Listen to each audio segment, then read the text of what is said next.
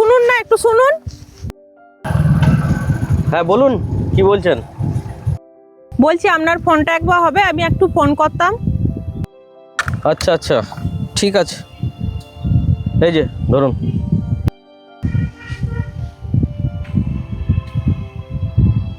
Hello মা, আমি পাপিয়া বলছি।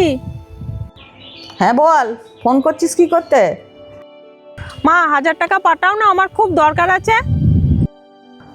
কেন, পয়সার কি দরকার হলো তোর? তুই তো নিজের পায়ে দাঁড়াতে গিয়েছিলি।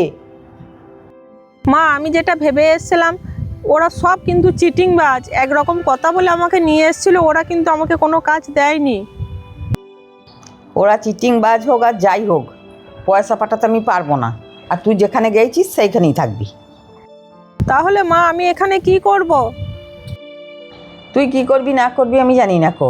তুই বাড়ি থেকে বেরোবার আগে তোর এই সমস্ত কিছু ভাবা দরকার ছিল। তা যখন ভাবিস নাই, তুই যা ভালো বুঝবি করগা। মা মা এই নিন আপনার ফোনটা। তুমি পয়সা কিসের জন্য চাইছিলে? পয়সা কি করবে তুমি? আমি বাড়ি যাব, সেই জন্য পয়সা চাইছিলাম।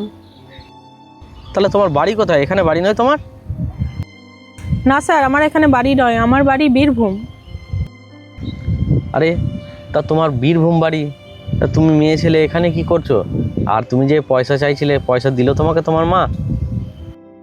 আমি এই কলকাতাতে একটা কাজের জন্য এসেছিলাম, তা আমাকে যারা ঠিকানাটা দিয়েছে সেই ঠিকানাটাও ভুল। আর এসে দেখছি যেই মানুষগুলো দিয়েছে তারাও সম্পূর্ণ চিটিংবাজ। আর মাকে পয়সা চাইলাম, মা কোনো পয়সা দিল না। তোমার মা তোমাকে পয়সা দিল না? কেমন মা গো তোমার? আমি মায়ের অবাধ্য হয়ে এসেছিলাম, কারণ আমি মায়ের সৎ মেয়ে। আর মা আমাকে পড়াশোনা করতে দেয় না, প্রচুর অত্যাচার করে। আর এই কাজটার খবর পেয়ে আমি এসেছিলাম, যাতে আমি কাজটা করে নিজের পায়ে দাঁড়াতে পারি। তোমার তো আশাটা এইভাবে ঠিক হয়নি, যেহেতু তুমি একটা মেয়ে ছেলে। আর তুমি কি করে বুঝলে যে তারা ফ্রড? কলকাতা যাওয়ার পথে হঠাৎ আমার ফোনে ফোন আসে যে ফর্ম ফিল আপ করার আগে 5000 টাকা জমা দিতে হবে, না হলে ফর্ম ফিল আপ করতে দেবে না। আর তখনই আমার মনে সন্দেহ জাগে। আর সেই মুহূর্তেই আমার ব্যাগ, ফোন, টাকা, কাগজপত্র সব ব্যাগ থেকে চুরি হয়ে যায়। আর বাসওয়ালাকে ভাড়া দিতে পারিনি, বাসওয়ালা আমাকে নামিয়ে দিয়েছে এখানে। এটা কোন জায়গা আমি জানি না। তাহলে এটা তো খুব অন্যায় হয়েছে তোমার সঙ্গে। আর কলকাতা এখান থেকে এখন অনেক দূর আছে, আর তোমার এখান থেকে বীরভূম যেতেও অনেক দূর। তা তুমি এখন কি চাইছো? আমি বাড়ি যাব। আচ্ছা, কত টাকা লাগবে ভাড়া?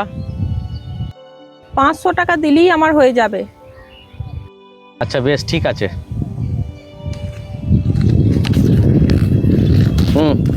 এইখানে 1000 টাকা আছে, না ধরো। না না, আমার 1000 টাকা লাগবে না, আমাকে 500 টাকা দিলেই হবে।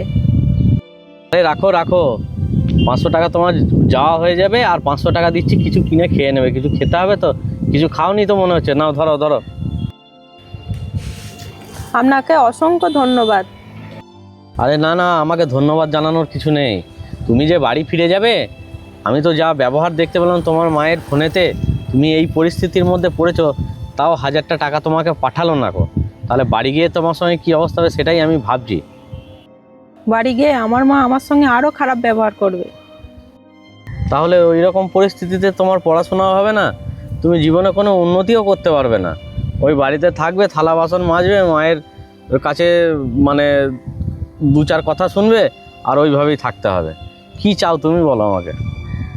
কি করব মানে, আমি যেই কাজটার জন্য এসেছিলাম, আমাকে বলেছিল 15,000 টাকা মাইনে দেবে আর থাকা খাওয়া দেবে। সেই আশায় এসেছিলাম যাতে আমার পড়াশোনাটা হয়। এখন তার কোনো উপায় নেই, মায়ের বকা খেয়েই আমাকে থাকতে হবে। বেশ ঠিক আছে, তুমি একটা কাজ করো, দাঁড়াও। এই যে এই কার্ডটা রাখো, ধরো। কার্ডটা তোমার কাছে রাখো। আর নাও কিছু পয়সা তোমাকে আমি দিচ্ছি।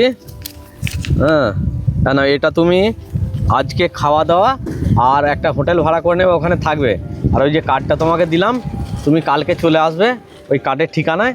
ওই অফিসে আমি জব করি, ওখানে একজনের ভ্যাকেন্সি খালি আছে। আমি আজকে গিয়ে কথাবার্তা বলে নেবো। আশা করছি তোমাকে জয়েন করিয়ে নেব। আমার মালিক খুব ভালো। ঠিক আছে, তুমি ওই কার্ডটা রাখো, নাও কিছু পয়সা নাও। আপনাকে যে কি বলে ধন্যবাদ জানাবো, আর সেটা আমার মুখের ভাষা নেই। নমস্কার। আরে না না, আমাকে ধন্যবাদ জানানোর কিছু নেই কো। মানুষ হিসেবে মানুষের এটা একটা কর্তব্য, কিন্তু এখনকার দিনে দুনিয়াতে মানুষ এমনই হয়ে গেছে, কেউ কাউরির উপকার করতে ভুলে গেছে। কারণ এত ফ্রড মানুষ হয়ে গেছে, যার জন্যে যারা উচিত মানুষ তারা এখন সাহায্য পায় না কো এই ফ্রডদের জন্য। তো যাই হোক, তোমার যেহেতু একটা আশা রয়েছে যে আমি একটা কাজ করে নিজের পড়াশোনাটা চালাবো, আর প্রত্যেকটা মেয়ের আমি চাই যে স্বনির্ভর হওয়া উচিত, নিজের পায়ে দাঁড়ানো উচিত। আর সেই জিনিসটা আমি তোমার মধ্যে দেখতে পাচ্ছি, যেই জন্য আমি তোমাকে ছোট্ট একটা হেল্প বলতে পারো আমি তোমাকে করলাম। আর জবটাও আমি তোমাকে পাইয়ে দেবো, কোনো অসুবিধা নেই, থাকা খাওয়ার ব্যবস্থা হয়ে যাবে। তুমি ওখান থেকে নিজের পড়াশোনাটা ঠিকঠাকভাবে চালিও, তাহলেই হবে। ঠিক আছে, কালকে আমি এই ঠিকানায় পৌঁছে যাব। আর এখনকার দিনে নিজের কাছের মানুষ হয়েও এতটা উপকার করে না, আপনি যেটা করলেন। আর আমি এই কাজটাও করব আর নিজের পায়ে দাঁড়াবো, পড়াশোনাও করব। না না, ঠিক আছে, উপকার কিছু নয়। আমি সেদিনই জানবো যে তোমার উপকার করতে পেরেছি, যেদিন তুমি নিজের পায়ে দাঁড়াতে পারবে, পড়াশোনা করে প্রতিষ্ঠিত হবে। যাই হোক, কালকে ওই ঠিকানায় যেন পৌঁছে যেও তুমি।